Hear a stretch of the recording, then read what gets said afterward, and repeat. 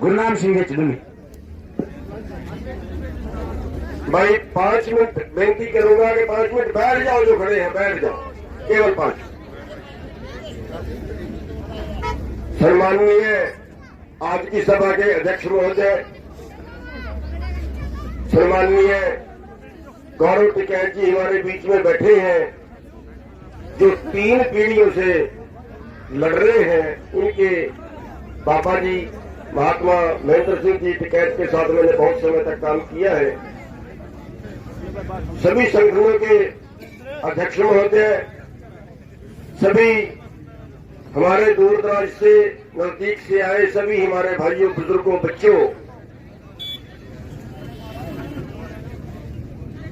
आज की जीत की आपको बधाई है। और आज उन शहीदों को हम नमन करते हैं जो 7 जनवरी 1993 को हमारी आंखों के सामने जिनको गोलियां लगी थी, भाई लखपत जी को, भाई मामचंद जी को, सैकड़ों किसानों को और गोलियां लगी थी मिशन के अंदर, उनका शहीदी दिवस है। उनको नमन करते हैं, उनको श्रद्धांजलि देते हैं। साथियों, हम कह रहे हैं हम जीत गए, चलो एक केस जीत गए, पुल बन गया। लेकिन साथियों, मैं समझाना ये चाहता हूं, हमारी जिंदगी हार रही है, हमारी जिंदगी हार रही है। कैसे हार रही है? आज 33 किसान रोजाना आत्महत्या करते हैं, क्या जीत गए हम?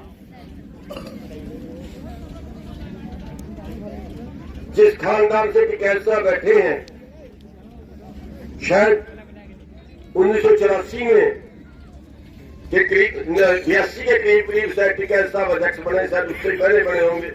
मैं तो 92 में किसान यूनियन में आया हूं। जरूर आंदोलन करते हैं। हरियाणा के अंदर 32 किसान आंदोलनों में शहीद हो चुके हैं, पहले आंदोलनों में। अब 750 आपकी आंखों के सामने फिर शहीद हो चुके हैं। इतनी शहीदियां देने के बाद, इतनी कुर्बानियां देने के बाद क्या आपकी हाथ सुधरी? अपने अपने आत्मा से पूछना जरा, अपने अपने दिलों पर हाथ रख के पूछना जरा। जब किसान यूनियन बनी 1978 में हरियाणा में, तब तो एक भी किसान आत्महत्या नहीं करता था। आज 33 किसान आत्महत्या क्यों करते हैं? आज 38 बेरोजगार बच्चे आपके आत्महत्या क्यों करते हैं रोजाना? आज हमारे देश के बच्चे हमारे देश को छोड़कर बाहर क्यों जा रहे हैं? भारत महान भारत के बच्चे अपने देश, माँ बाप यहां धक्के खा रहा है, किस लिए बच्चे पैदा किए थे? बच्चे छोड़ के बाहर जा रहे हैं। क्यों? इसलिए जा रहे हैं कि यहां जिंदा रहने का कुछ है ही नहीं। किसने की ये हालत और कैसे सुधरेगी ये हालत, इस पर विचार करने की बात है। हमारी ये हालत की हमारे राजनेताओं ने। कैसे की? आपका सारा कारोबार छीन लिया। अभी ये रोड बन रहा है ना, इस रोड पे एक भी ढाबा नहीं खुलेगा, इस रोड पे एक भी टायर पंचर, एक भी पेट्रोल पंप नहीं लगेगा। जो ये कंपनी है सारा कुछ इसी का कारोबार होगा।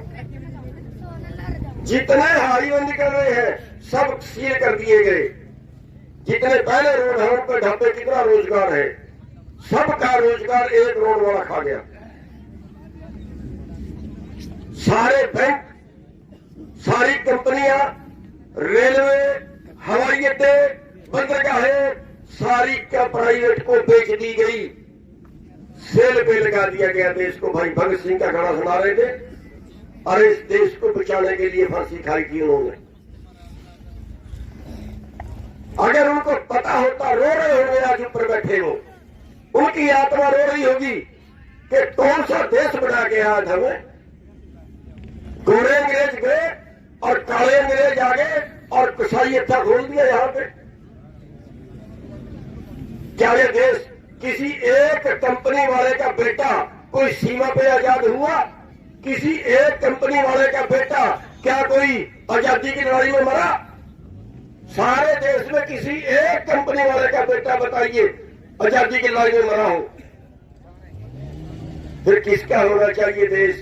आप तो अराजनीतिक रहोगे, रहिए अराजनीतिक। मैं लिख के देता हूं कि जब तक देश का किसान राजनीति में नहीं आएगा ना, देश की हालत सुधरने का सवाल ही पैदा नहीं। अगर देश की हालत सुधर सकती तो सर छोटू राम सुधार देते, अराजनीतिक रह के अदालत में केस लड़ रहे थे, किसान का केस था, कुर्की का केस था। कोर्ट ने कहा कि किसान के खिलाफ जाएगी, किसान की कुर्की करनी पड़ेगी, कानून है।